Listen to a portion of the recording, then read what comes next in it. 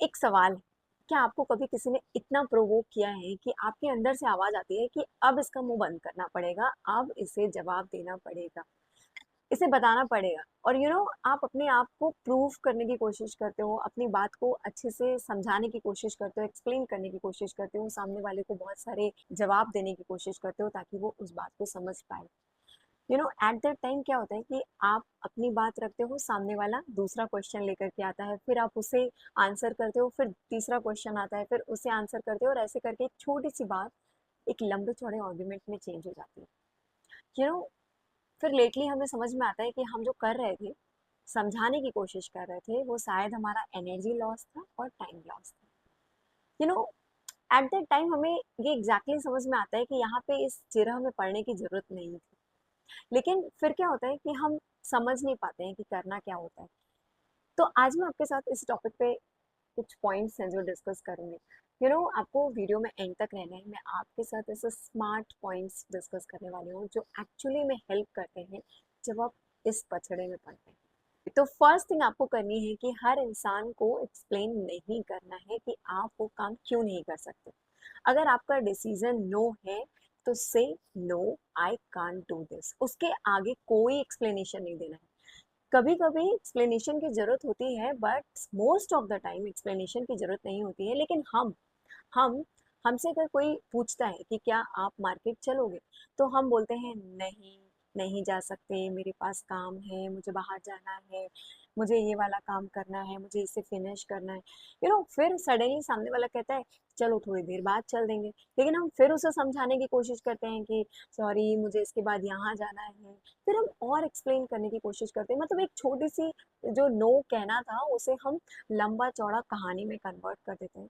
You know at that time समझने की जरूरत ये है कि अगर एक्सप्लेन करना जरूरी है, अगर आपको लगता है कि सामने वाला जेन्युइन है, उसे अगर मैं एक्सप्लेन करूंगा तो वो समझ भी जाएगा और मुझे ज़्यादा रीजंस नहीं देने पड़ेंगे, तब आप एक्सप्लेन करिए।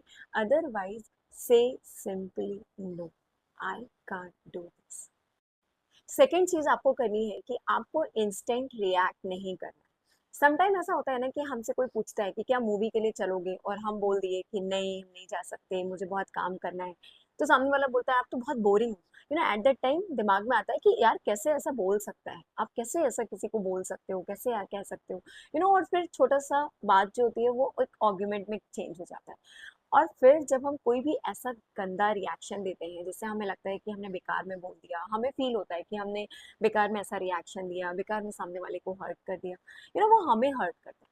तो एट दैट टाइम बहुत जरूरी है कि आप ये समझो कि आपको सिर्फ अपना डिसीजन मनवाना है, वहां पे कोई आर्ग्यूमेंट नहीं करना, आपको सिंपली से नो, बस, है ना। आप वहाँ पे अगर सामने वाला आपसे इस तरीके की कोई बात कर रहा है तो आप वहाँ पे सिंपली स्माइल कर सकते हो, आप वहाँ से हट सकते हो, आप वो जगह छोड़ करके कहीं और जा सकते हो, सिंपली थोड़ा सा इग्नोर कर सकते हो। क्योंकि कई बार आपका जो इंस्टेंट रिएक्शन है वो आपके ऊपर भारी पड़ जाता है।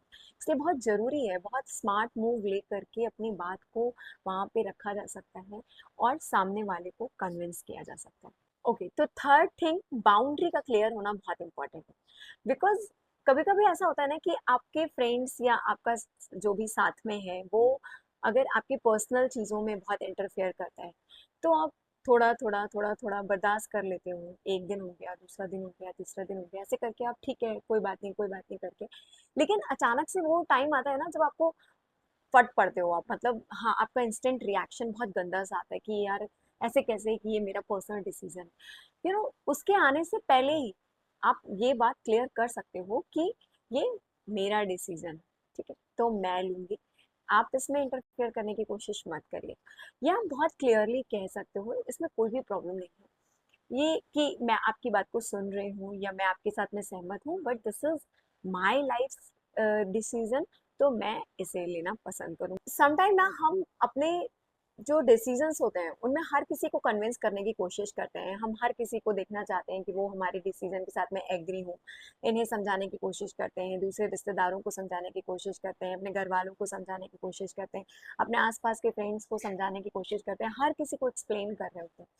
इसकी ज़रूरत नहीं होती। अगर आपको ऐसा लगता है कि आप सही हो, अपने डिसीजंस आप अपने लिए एकदम करेक्ट ले रहे हो, तो आप खुद डिसाइड कर सकते हो कि आप क्या करने वाले हो, इसे एक्सप्लेन करने की जरूरत नहीं। समटाइम इट्स नॉट नीडेड, क्योंकि कई बार क्या होता है कि हम सामने वाले को समझाने की कोशिश तो करते हैं, लेकिन बहुत रेयर होता है कि सामने वाला हमारी बात को समझता है, वो हमारे नजरिए से देखता है, वो अपने नजरिए से देखता है। बहुत कम ऐसा होता है कि सामने वाला आपकी बात के साथ में एकदम लाइन टू लाइन आपको फॉलो कर सकता है, या लाइन टू लाइन आपको एग्री करेगा। एट द टाइम बहुत इंपॉर्टेंट होता है कि आप अपने लिए जो डिसाइड कर रहे हो वो एकदम सही डिसाइड कर रहे हो। तो आप उन्हें बताओ कि मैं ये अपने लिए डिसाइड कर रही हूँ और मेरा यही डिसीजन है, आप अपनी जगह पे सही हो सकते हो। It's a very smart way to convince. And I think मैंने ये जो चीज़ सीखी है ना, ये मुझे ऐसा लगता है कि यही एक सही तरीका है आगे बढ़ने का। बजाय किसी को हर्ट किए, बजाय किसी को गलत तरीके से बात किए, आप अपनी चीज़ों को अच्छे से इस तरीके से हैंडल कर सकते हो।